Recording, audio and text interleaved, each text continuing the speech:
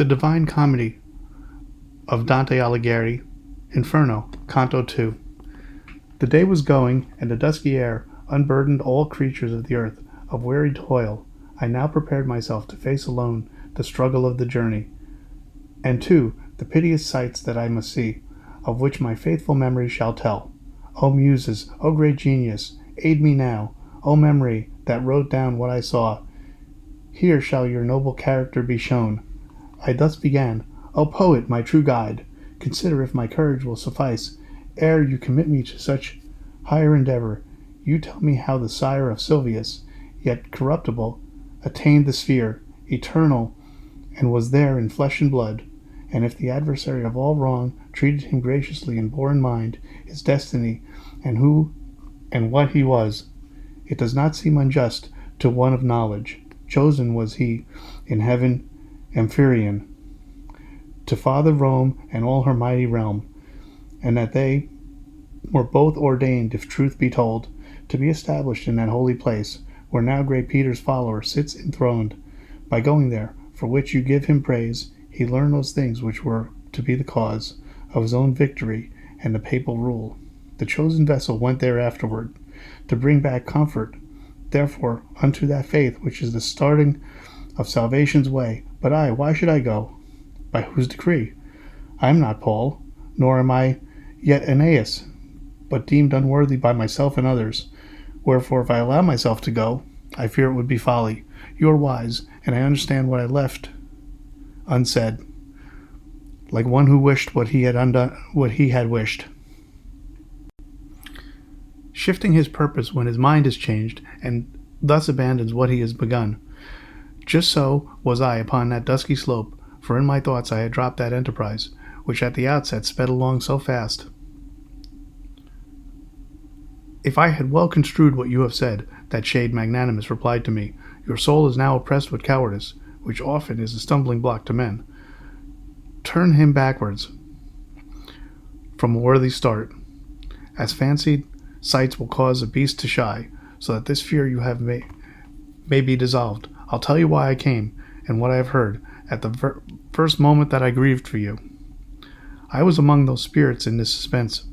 A blessed, lovely woman called me. At once I asked her what was her command. Her eyes were gleaming brighter than a star, when she replied to me, in accents mild, her voice serene, and like an angel's clear. O courteous soul of Mantua, whose fame has long endured upon the earth above, and shall endure as long as time shall move, a friend of mine, but fortune's enemy, is so beset upon the desert slope that fear has turned him back upon his way. I am afraid lest he has strayed so far that I have come too late to succor him, according to what I've heard in heaven. Go, with your graceful speech, encourage him, and help him with whatever he may need, to save him so that I may be consoled. Beatrice I am, and I ask that you should go. That place I come from, I would seek again. By agency of love I move and speak. When again I go before my Lord, I oftentimes shall sing your praise to him. When she was silent, I replied to her, O Lady virtuous, through whom alone the human race surpasses all contained within that heaven of the smallest circles, so pleasing to myself is your command, that were it done, it would still seem too late, nor need your purpose further be disclosed. But tell me why you have not been afraid of coming downward to this lower ring from that wide sphere you wish to seek again.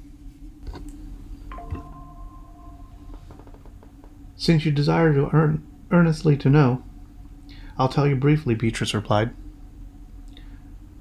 Why am I not afraid to enter here? One should be fearful only of those things which have the power to harm one's fellow man, not of the rest, which give no cause for fear. By God's own grace I have been so composed that by your misery I am untouched, nor can I be assailed by yonder flames.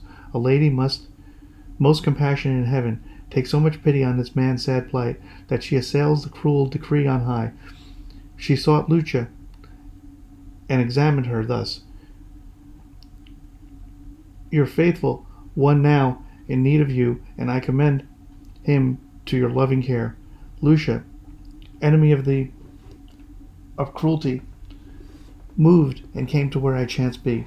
Time-honored Rachel, sitting by my side, said she, O Beatrice, true praise of God, why not assist this man whose love for you is such that he has left the vulgar throng? Can you not hear the anguish in his cry? Can you not see the death that threatens him above that stream that flows not to the sea?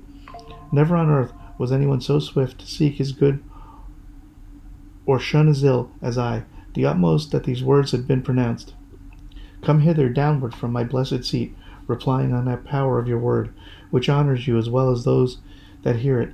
And after she had spoken to me thus, she wept and turned on me her radiant eyes, whereby she has made me still more quick to go. And as I came to you, as she wished, and took you from before the savage beast that blocked your passage up the mountainside. Therefore, what troubles you? Why hesitate? Why is your heart oppressed by cowardice?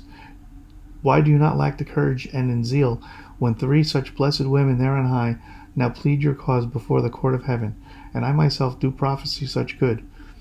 As flowers bent down and closed by frost of night, what brightened later by the morning sun, stand upright on their stems with petals wide.